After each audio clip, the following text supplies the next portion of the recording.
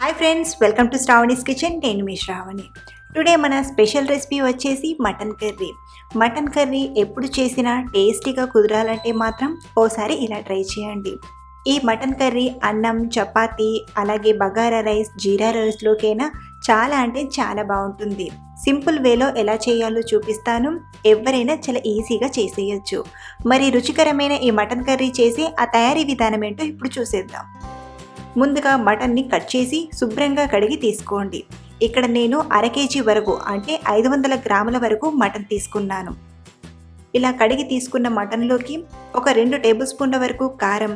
Friends, ఇక్కడ మీరు తినే స్పైసీని బట్టి కారం తీసుకోండి. అంటే మీరు కారం ఎక్కువగా కావాలి అనుకుంటే ఇంకొంచెం కారమైనా తీసుకోవచ్చు.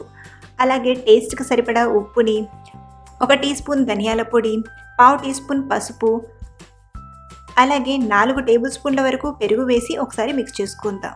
అలాగే ఫ్రెండ్స్, ఇక్కడ నేను అల్లం వెల్లుల్లి పేస్ట్ని యాడ్ చేయట్లేదు. అంటే నేను ఫ్రై చేసేటప్పుడు యాడ్ చేస్తాను. ఇలా బాగా కలిపాక మూత పెట్టి ఒక అరగంట పక్కన పెట్టేసుకుందాం. అరగంట తర్వాత స్టవ్ ఆన్ చేసి కుక్కర్లోకి ఒక 5 టేబుల్ స్పూన్ల వరకు ఆయిల్ని తీసుకోవాలి.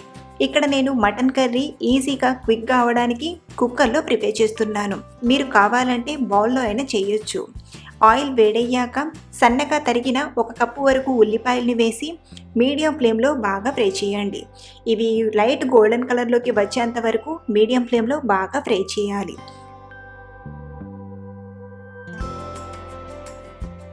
చూడండి, ఇలా గోల్డెన్ కలర్లోకి వచ్చాక మనం తీసుకున్న 1 కప్పులో నుండి 3/4 వంతు వరకు ఈ ఫ్రైడ్ ఆనియన్ని వేరొక గిన్నెలోకి తీసుకోండి. ఈ మిగిలిన ఉల్లిపాయల్ని ఇలా సైడ్కు అని స్పైసెస్ని యాడ్ చేసుకుందాం. 2 చిన్న దాల్చిన చెక్క ముక్కలు, అలాగే 3 యాలక్కులు, 5-6 లవంగాలు, ఒక 2 టేబుల్ స్పూన్ల వరకు అల్లం వెల్లుల్లి పేస్ట్ని వేసి ఒక 2-3 నిమిషాలు బాగా ఫ్రై చేయండి. ఇలా కొంచెం ఫ్రై అయ్యాక పక్కన పెట్టిన ఉల్లిపాయల్ని కూడా కలిపి మిక్స్ చేయండి. ఇప్పుడు ఇందులోకి మ్యారినేట్ చేసిన మటన్ని తీసుకొని మిక్స్ చేసుకుందాం.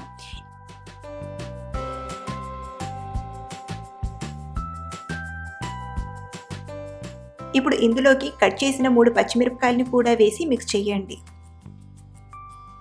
ఇలా అంతా కూడా బాగా మిక్స్ చేశాక మీరు కావాలంటే అంటే మనం మ్యారినేట్ చేసేటప్పుడు టేస్ట్కి సరిపడా సాల్ట్ని వేయకపోతే ఈ ప్లేస్లో సాల్ట్ని యాడ్ చేసుకోవచ్చు.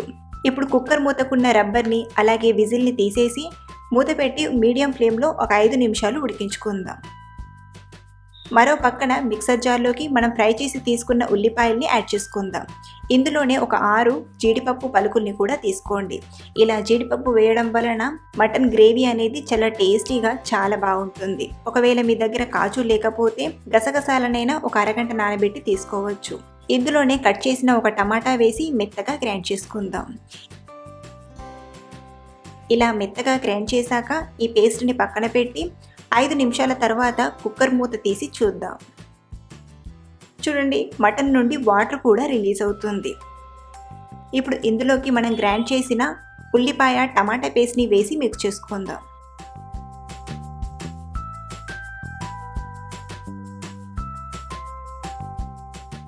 అలాగే ఇందులోనే 1 టీ స్పూన్ వరకు మటన్ మసాలాను యాడ్ చేస్తున్నాను. ఇది హోమ్ మేడ్ మటన్ మసాలా. మీరు కావాలంటే బయట కొన్న మటన్ మసాలానైనా తీసుకోవచ్చు. మీ దగ్గర మటన్ మసాలా లేకపోతే అర టీ స్పూన్ వరకు గరం మసాలాని తీసుకోండి. ఇలా బాగా మిక్స్ చేశాక మళ్ళీ మూత పెట్టి 5-10 నిమిషాలు మీడియం ఫ్లేమ్లో ఉడికించాలి. 10 నిమిషాల తర్వాత మూత తీసి చూస్తే చూడండి, మటన్ నుండి ఆయిల్ కూడా సెపరేట్ అవుతుంది. ఇలా మనం ముందుగా ఉడికించడం వలన మటన్ ముక్కలకు ఉప్పు, కారం, మసాలాలు బాగా పట్టి మటన్ కర్రీ అనేది చాలా టేస్టీగా ఉంటుంది. ఇప్పుడు ఇందులోకి గ్రేవీకి సరిపడా అలాగే మటన్ చక్కగా ఉడకడానికి 1 గ్లాస్ వరకు అంటే 300 ml వరకు వాటర్ని యాడ్ చేసుకుందాం. ఒకవేళ మీకు గ్రేవీ ఎక్కువగా ఉండాలి, గ్రేవీ అనేది కొంచెం పలచగా ఉండాలంటే మీ టేస్ట్ని బట్టి వాటర్ని ఇంకొంచెమైనా వేసుకోవచ్చు. ఇందులోనే 1 టేబుల్ స్పూన్ వరకు సన్నగా తరిగిన కొత్తిమీర ఆకుని వేసి కలపండి.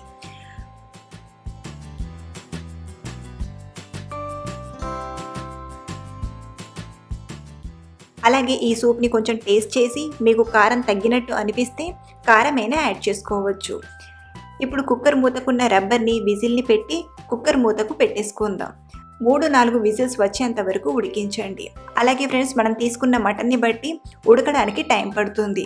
అంటే మనం లేత మటన్ని తీసుకుంటే మటన్ అనేది తొందరగా ఉడుకుతుంది. అదే మటన్ అనేది కొంచెం ముదిరినట్టుగా ఉంటే కొంచెం ఉడకడానికి టైం పడుతుంది. ఇక్కడ నాకైతే మటన్ ఉడకడానికి మొత్తం 6 విజిల్స్ చేశాను. 6 విజిల్స్ తర్వాత కుక్కర్ మూత తీసి మటన్ ఉడికిందో లేదో చూద్దాం. ఇలా ఒక మటన్ ముక్కను తీసుకొని ఇలా కొంచెం ప్రెస్ చేస్తే మటన్ ఉడికిందో లేదో అర్థమవుతుంది. చూడండి, ఇక్కడ మనం చేసిన మటన్ కర్రీ అనేది చక్కగా ఉడికింది. అలాగే గ్రేవీ కూడా పర్ఫెక్ట్గా సెట్ అయింది. అలాగే ఫ్రెండ్స్, మీకు మటన్ గ్రేవీ అనేది ఇంకొంచెం చిక్కగా ఉండాలంటే మూత పెట్టకుండా ఒక 5 నిమిషాలు ఉడికించండి. ఈ మటన్ గ్రేవీ అనేది కొంచెం చిక్కబడుతుంది. నాకైతే కావలసిన కన్సిస్టెన్సీ వచ్చింది. సర్వ్ అవుట్ చేసుకుందాం. సింపుల్గా ఈజీగా మటన్ కర్రీని టేస్టీగా ప్రిపేర్ చేయాలంటే ఇది one of the best process అని చెప్తాను. మీరు కూడా ఇంట్లో సింపుల్గా మటన్ కర్రీ చేయాలి అనుకుంటే ఇలా ఒకసారి ట్రై చేయండి. టేస్ట్ అయితే చాలా అంటే చాలా బాగుంటుంది. సో ఫ్రెండ్స్, తేలిగ్గా మటన్ కర్రీని రుచికరంగా చేయాలంటే ఇలా ఒకసారి ట్రై చేయండి. అలాగే మీకు ఎలా కుదిరిందో మీ అమూల్యమైన ఫీడ్బ్యాక్ని కూడా అందించగలరు. మరిన్ని టేస్టీ అండ్ సింపుల్ రెసిపీస్ కోసం మన శ్రావణి కిచెన్ ఛానల్ని సబ్స్క్రైబ్ చేసుకొని పక్కనే ఉన్న బెల్ ఐకాన్ని యాక్టివేట్ చేయండి. Thank you for watching.